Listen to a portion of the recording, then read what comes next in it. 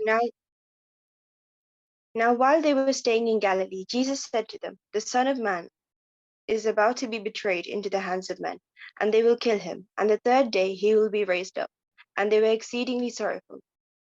When they had come to Capernaum, those who received the temple tax came to Peter and said, "Does your teacher not pay the temple tax?" He said, "Yes." And when he had come into the house, Jesus anticipated him, saying, "What do you think, Simon? From whom do the kings of earth take customs or taxes? From their sons or from strangers?" Peter said to him, "From strangers." Jesus said to him, "Then the sons are free. Nevertheless, lest we offend them, go to the sea, cast in a hook, and take the fish that comes up first.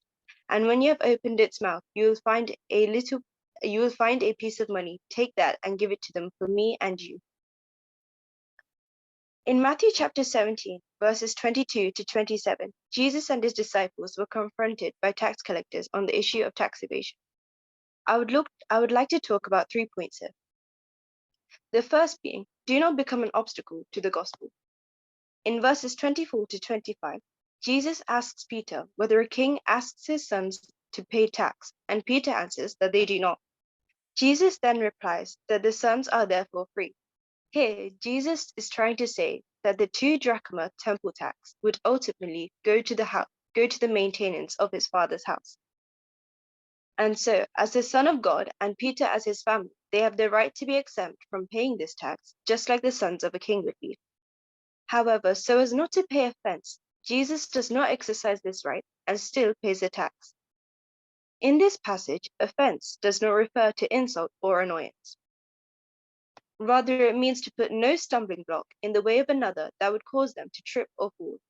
And Jesus did not wish to become an obstacle to the tax collector who was only doing his job.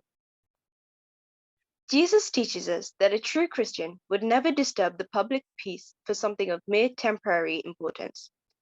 I'm not saying you shouldn't fight for what is right and speak up against the wrong, but you should ask yourself, would I be helping anyone by doing this? Is the other person hurting anyone physically or mentally?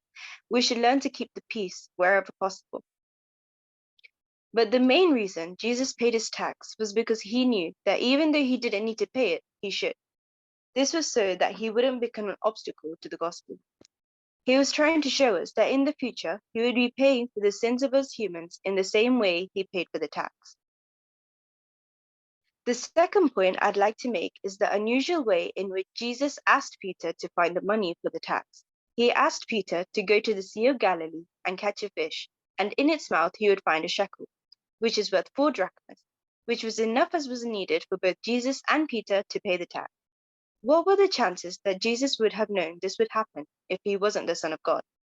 It seems Jesus gave Peter one more confirmation that God was fully capable of providing for him all that was needed at any time simply through his limitless love.